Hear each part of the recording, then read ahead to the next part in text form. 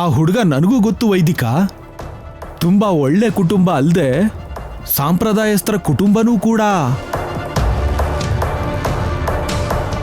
ನೀವು ಓಕೆ ಅಂದ್ರೆ ಈ ಭಾನುವಾರ ಹೋಗಿ ಸಂಬಂಧ ಮಾತಾಡ್ಬಿಡೋಣ. ತಾತ, ಮೊದಲು ಟಿಫನ್ ಮಾಡಿ. ಎಂಥ ಶುಭವಾರ್ತೆ ಹೇಳಿದ್ರಿ ಗೋವರ್ಧನ್. ನಮ್ಮ ಮಯೂರಿಗೆ ಅಂತ ಒಳ್ಳೆ ಸಂಬಂಧ ಬಂದಿದೆ ಅಂದ್ರೆ ಬೇಡ ಅನ್ನಕ್ಕಾಗತ್ತಾ? ಖಂಡಿತ ಇಲ್ಲ.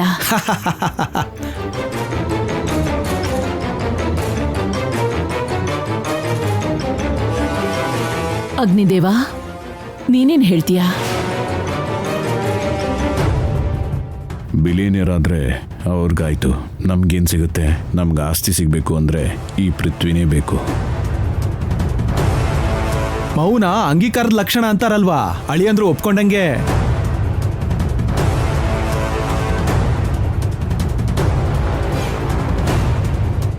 ಏನು ಮಯೂರಿ, ಅರವಿಂದ್ ಅವರಿಗೆ 500 ಕೋಟಿ ಆಸ್ತಿ ಇದೆ. ನಿನಗೆ ಓಕೆ ಅಲ್ವಾ?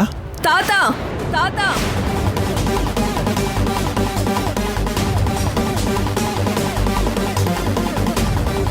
ನನ್ನ ಹತ್ರ ಗನ್ ಇದೆ. ಆ ಗನ್ನಲ್ಲಿ ಬುಲೆಟ್ ಕೂಡ ಇದೆ.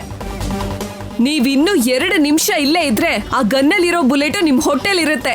ಹೊರಡಿ ಇಲ್ಲಿಂದ.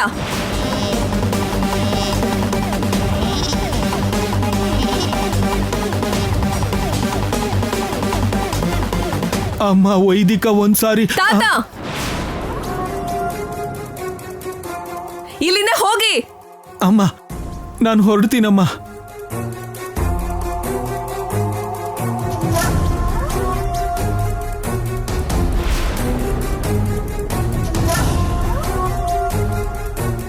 ಮಯೂರಿ, ನೀನೇನ್ ಮಾತಾಡ್ತಿದ್ಯೋ ನಿನ್ಗೆ ಅರ್ಥ ಆಗ್ತಿದ್ಯಾ? ಅರ್ಥ ಆಗ್ತಿದೆ ಅಮ್ಮಮ್ಮ.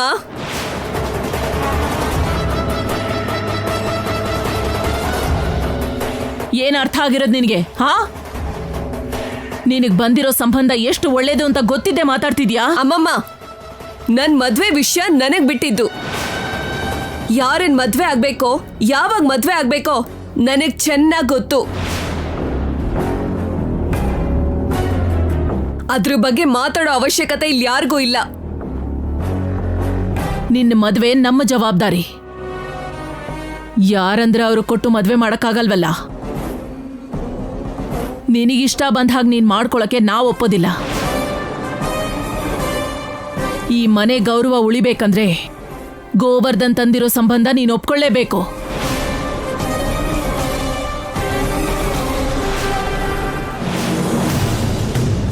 ಕಾವೇರಿ, ಕಾವೇರಿ,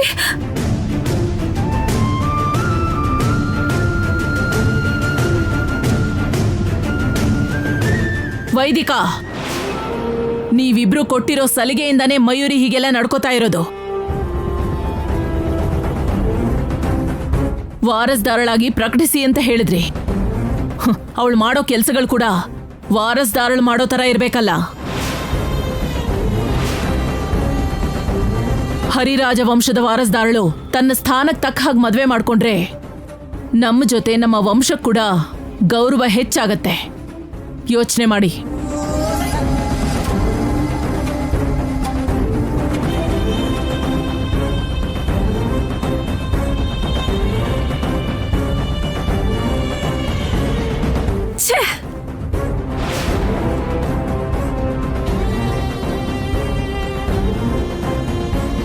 ಕಾವೇರಿ, ಮಯೂರಿ ಪರವಾಗಿ ನಾನ್ ಕ್ಷಮಾಪಣೆ ಕೇಳ್ತಿದ್ದೀನಿ. ಅಯ್ಯೋ, ನೀವ್ಯಾಕಮ್ಮವ್ರೆ? ಮಯೂರಿ ಅಮ್ಮೋನು ಏನೋ ಕೋಪದಲ್ಲಿ ಮಾಡಿರ್ತಾರೆ. ಏನು ಆಗಲ್ಲ ಬಿಡಿ ಅಮ್ಮವ್ರೆ. ಕಾವೇರಿ ಬಾ, ತೊಳಿತೀನಿ.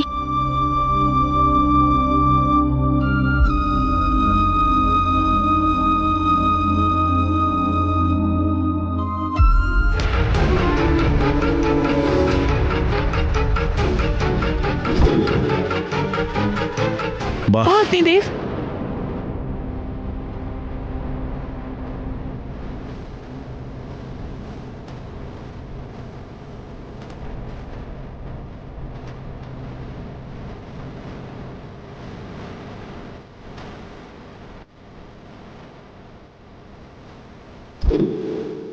ಮಯೂರಿ, ಬಾಗಿಲು ತೆಗಿಯಮ್ಮ. ಅಮ್ಮ ಮಯೂರಿ,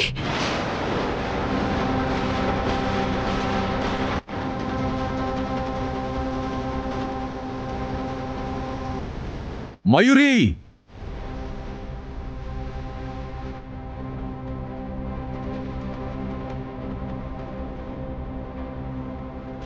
ಮಯೂರಿ ಡೋರ್ ಓಪನ್ ಮಾಡು.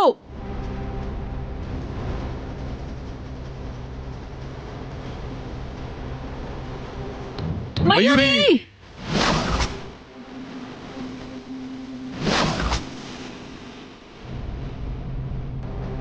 ಮಯೂರಿ, ಮಯೂರಿ,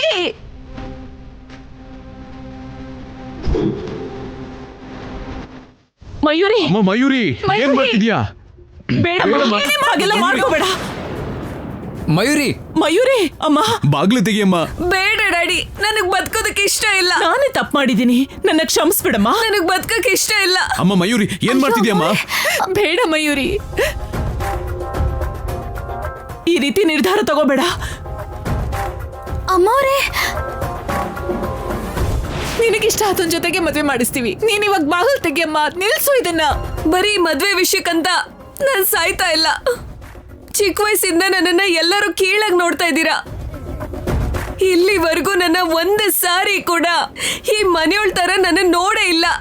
ಯಾವಾಗ್ಲೂ ಕಾವೇರಿ ಕಾವೇರಿ ಕಾವೇರಿನೇ.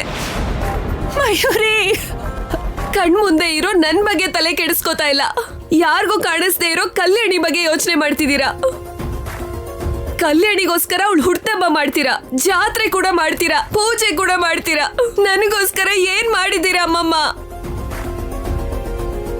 ಇವತ್ತಿನವರೆಗೂ ನಡೆದಿರೋದು ಎಲ್ಲದಕ್ಕೂ ಅಡ್ಜಸ್ಟ್ ಆಗಿದ್ದೀನಿ.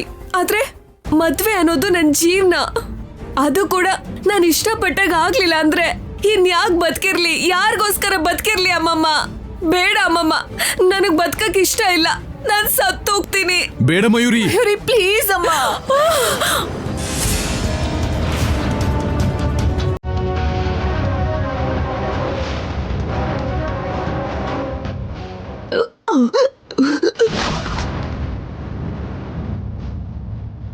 ಮಯೂರಿ, ಮಯೂರಿ, ಅಮ್ಮೋರೆ,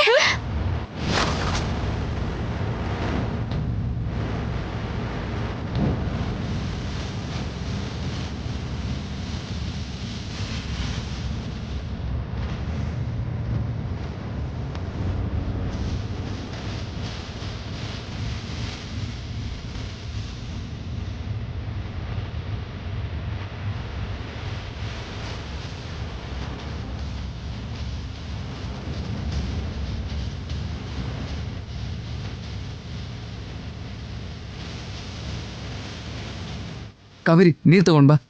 ಹಾ,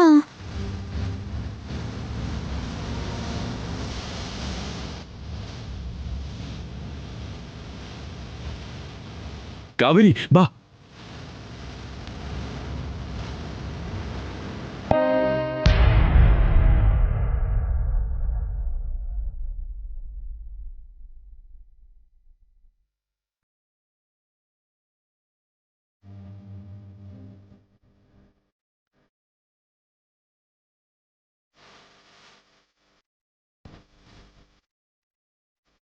ಕುಡಿಯಮ್ಮ, ಕುಡಿ.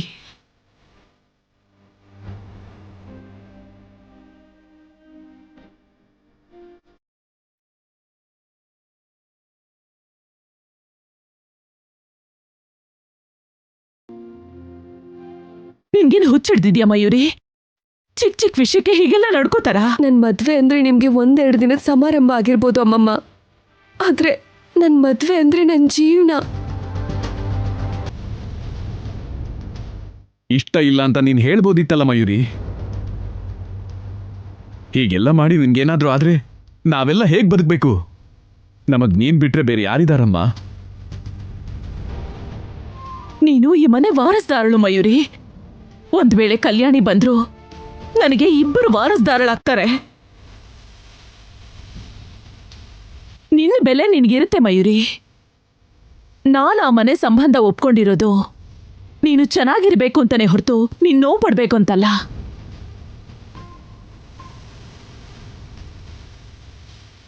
ಆ ದೊಡ್ಡ ಮನೆಗೆ ಸೊಸೆಯಾಗಿ ಹೋದ್ರೆ ನಿನ್ನ ಬದುಕು ಚೆನ್ನಾಗಿರುತ್ತೆ ಅಂತ ಹಾಗೆ ಹೇಳ್ದೆ ಅಷ್ಟೇ. ಆದ್ರೆ ನೀನ್ ಹೀಗ್ ನೋವು ಪಡ್ತೀಯ ಅನ್ಕೊಳ್ಳಿಲ್ಲಮ್ಮ. ಅಲ್ಲ, ನಿನ್ ಮನ್ಸಲ್ಲಿ ಯಾರಾದ್ರೂ ಇದ್ರೆ ಅದನ್ನ ನಮಗ್ ಹೇಳೋದ್ ಬಿಟ್ಟು ಇಂಥ ಕೆಲ್ಸಗಳನ್ನ ಮಾಡೋದು ಸರಿಯಲ್ಲ ಮಯೂರಿ. ಹೌದು ಮಯೂರಿ, 500 ಕೋಟಿ ಆಸ್ತಿ ಇರೋರ್ನ ಬೇಡ ಅಂತಿದ್ಯಾ ಅಂದ್ರೆ ಅವ್ರಿಗಿಂತ ಒಳ್ಳೆಯವನು ನಿನ್ನ ಮನ್ಸ್ ಗೆದ್ದಿರೋನು ಯಾರು?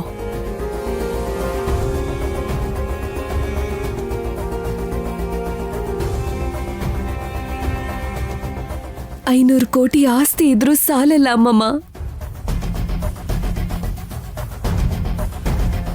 ಅವ್ನ್ ನನ್ ಪಂಚ ಪ್ರಾಣ.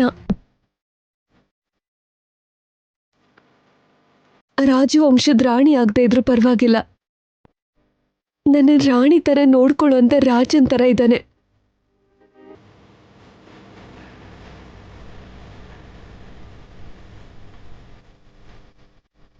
ನನ್ನ ಪ್ರಾಣಕ್ಕೋಸ್ಕರ ಅವನ ಪ್ರಾಣನ ಮುಡುಪಾಗಿಡ್ತಾನೆ.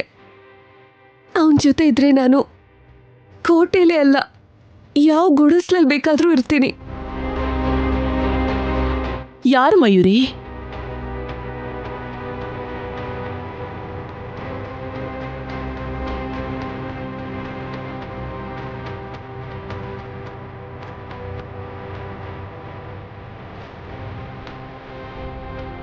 ಹೇಳಮ್ಮ, ಯಾರವನು? ಪೃಥ್ವಿ.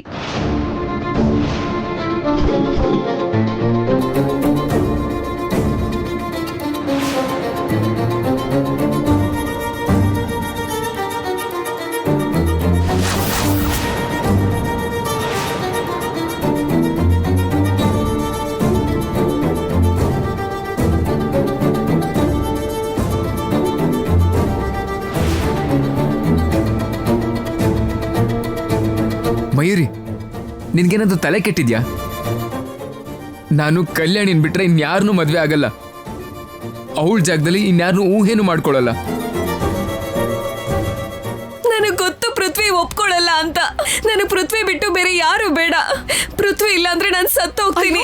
ಸುಮ್ನಿರಮ್ಮ. ನಾನು ಸತ್ತೋಗ್ತೀನಿ, ನನ್ನನ್ನು ಬಿಟ್ಬಿಡಿ. ಸುಮ್ನಿರಮ್ಮ ಮಯೂರಿ. ನೋಡು ಪೃಥ್ವಿ, ಮಯೂರಿನ ಚಿಕ್ಕ ವಯಸ್ಸಿಂದ ನೋಡ್ತಿದ್ಯಾ. ಇವಳ್ದು ತುಂಬಾ ಹಠದ ಸ್ವಭಾವ. ನೀನ್ ಬೇಡ ಅಂದ್ರೆ ಅವಳು ಏನಾದ್ರೂ ಮಾಡ್ಕೋತಾಳೆ. ಒಪ್ಕೋ ಪೃಥ್ವಿ. ತೇಜ, ನೀವಾದ್ರೂ ಹೇಳಿ ಪೃಥ್ವಿಗೆ, ಇಲ್ಲಾಂದ್ರೆ ನನ್ ಮಗಳು ಬದುಕಲ್ಲ. ಪ್ಲೀಸ್, ನನ್ ಮಗಳು ಪ್ರಾಣನ ಕಾಪಾಡಿ. ಮಯೂರಿನ ನಿನ್ ಪ್ರೀತಿ ಮಾತ್ರ ಬದುಕಿಸೋದಿಕ್ಕೆ ಸಾಧ್ಯ ಪೃಥ್ವಿ. ಮಯೂರಿಗೆ 500 ಕೋಟಿ ಆಸ್ತಿ ಬರುವಂತ ಹುಡುಗನ ಬಿಟ್ಟಿದ್ದಾಳೆ ಅಂದ್ರೆ ನೀನಂದ್ರೆ ಎಷ್ಟು ಪ್ರೀತಿ ಅಂತ ಯೋಚನೆ ಮಾಡು ಪೃಥ್ವಿ. ನಿನಗೇನ್ ಬೇಕೋ ಕೇಳು ಪೃಥ್ವಿ, ಆದ್ರೆ ಮಯೂರಿನ ಮಾತ್ರ ಮದುವೆ ಆಗು ಪೃಥ್ವಿ.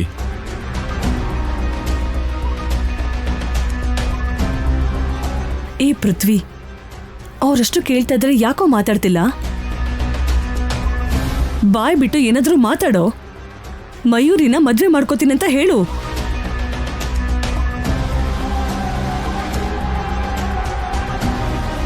ಲೋ ಪೃಥ್ವಿ, ಇದು ಡಿಸ್ಕಸ್ ಮಾಡೋ ಟೈಮಲ್ಲ ಕಣೋ, ಡಿಸಿಷನ್ ತಗೊಳ್ಳೋಂಥ ಟೈಮು. ನಿನ್ನ ಡಿಸಿಷನ್ ಮೇಲೆ ಮಯೂರಿ ಲೈಫು ನಿಂತಿರೋದು. ಅಮ್ಮ, ಪೃಥ್ವಿ ನಿಮ್ಮ ಮಾತನ್ನ ಇಲ್ಲ ಅನ್ನಲ್ಲ. ನೀವು ಹೇಳಿದ್ರೆ ಒಪ್ಕೋತಾನೆ. ಅವ್ನು ನಮ್ಮ ಮಾತನ್ನ ಒಪ್ಕೋತಿಲ್ವಲ್ಲ, ಒಂದ್ಸಲ ನೀವೇ ಹೇಳಿ ನೋಡಿ ಅಮ್ಮ. ಪೃಥ್ವಿನ ಈ ಮದ್ವೆಗೆ ಒಪ್ಸಿ ಅಮ್ಮ.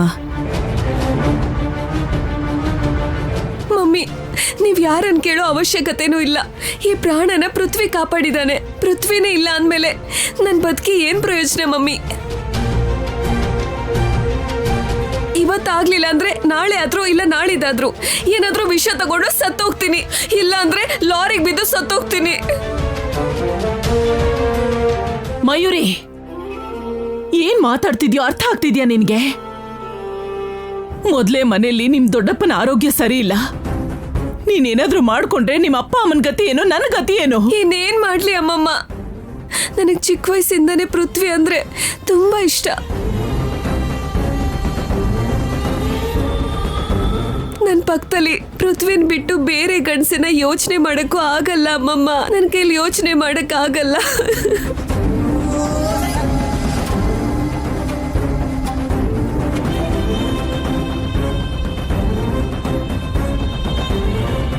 ಪೃಥ್ವಿ, ನೀನಿವಾಗ ಯೋಚನೆ ಮಾಡ್ಬೇಕಾಗಿರೋದು ನಮಗ್ ಕಾಣಿಸ್ದೇ ಇರೋ ಕಲ್ಯಾಣಿ ಬಗ್ಗೆ ಅಲ್ಲ, ನಮ್ಮ ಕಣ್ಮುಂದೆ ಇರೋ ಮಯೂರಿ ಬಗ್ಗೆ.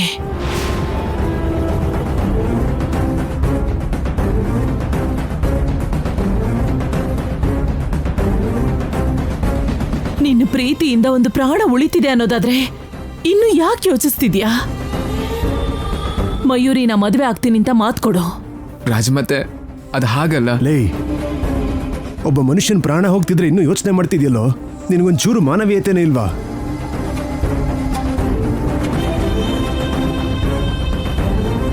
ಅಮ್ಮ, ಅವನ್ ಕಲ್ಯಾಣಿ ಮೇಲಿನ ಪ್ರೀತಿಯಿಂದ ಹಾಗಾಗಿದ್ದ. ಕಲ್ಯಾಣಿ ಯಾವಾಗ ಬರ್ತಾಳಂತ ಗೊತ್ತಿಲ್ಲ. ಅಲ್ಲಿವರೆಗೂ ಪೃಥ್ವಿ ಮದ್ವೆ ಮಾಡ್ಕೊಳ್ದಿದ್ರೆ ಹೇಗೆ?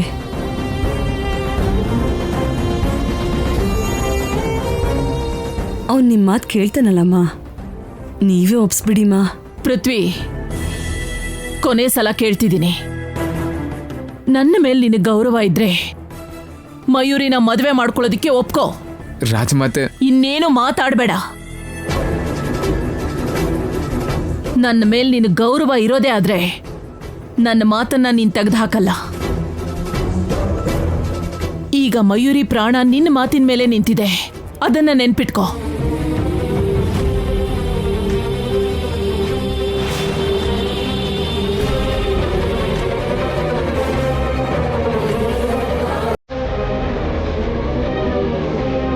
ಮಯೂರಿ, ಪೃಥ್ವಿ ನಿನ್ನ ಮದುವೆ ಆಗ್ತಾನೆ.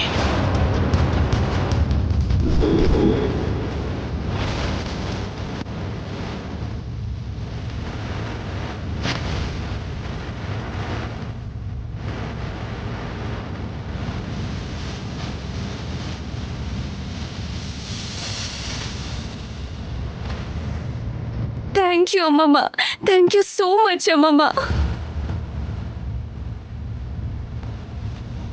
ಇನ್ಯಾವತ್ತೂ ಇಂಥ ಕೆಲಸ ಮಾಡಬೇಡ. ಪ್ರಾಣ ಹೋದ್ರೆ ಮತ್ತೆ ಬರಲ್ಲ. ಏನೇ ಆದ್ರೂ ಪ್ರೀತಿಯಿಂದ ಗೆಲ್ಬೇಕು. ಹಾಗೆ ಆಗ್ಲಿ ಅಮ್ಮಮ್ಮ. Thank you Prithvi, thank you so much Prithvi, thank you.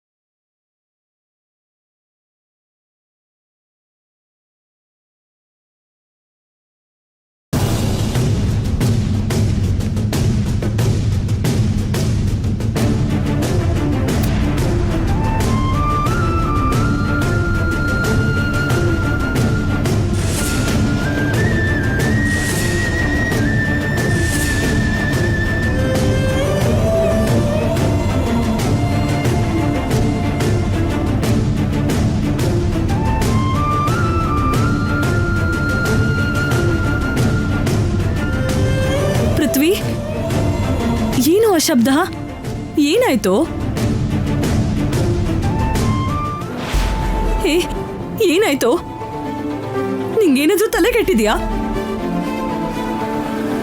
ಅಯ್ಯೋ ರೀ, ನೋಡಿ ಇಲ್ಲಿ.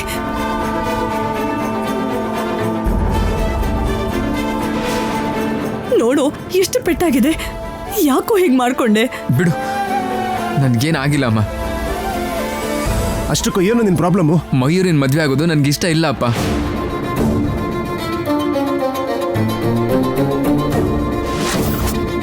ಪೃಥ್ವಿ, ಮಯೂರಿಗೇನೋ ಕಡಿಮೆ ಆಗಿದೆ. ಅಂದ ಇದೆ, ಐಶ್ವರ್ಯ ಇದೆ, ಚೆನ್ನಾಗಿ ಓದ್ಕೊಂಡಿದ್ದಾಳೆ. ಅದಕ್ಕೂ ಮೀರಿ ನೀನೂ ಬೇಕು. ಪ್ರೀತಿ ಬೇಕಮ್ಮ. ಮಯೂರಿ ಮೇಲೆ ನನಗೆ ಪ್ರೀತಿ ಹುಟ್ಟಲ್ಲ. ಒಂದ್ ವೇಳೆ ಅವಳನ್ನ ಮದ್ವೆ ಆಗ್ಬೇಕಾಗಿ ಬಂದ್ರೆ ನಾನು ಸಾಯ್ತೀನೇನೋ ಹೊರತು ಮದುವೆ ಅಂತೂ ಮಾಡ್ಕೊಳ್ಳಲ್ಲ.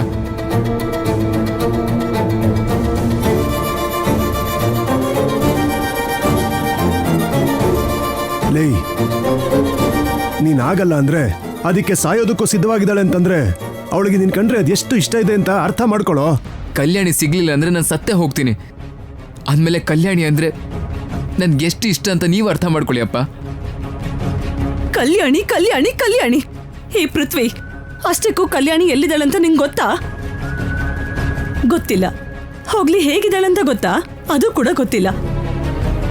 ಹೋಗ್ಲಿ, ಮದ್ವೆ ಮಾಡ್ಕೊಳ್ದೇನೆ ನಿನಗೋಸ್ಕರ ಕಾಯ್ತಾ ಇದ್ದಾಳೆ ಅಂತ ನೀನ್ ಗ್ಯಾರಂಟಿ ಕೊಡ್ತೀಯಾ?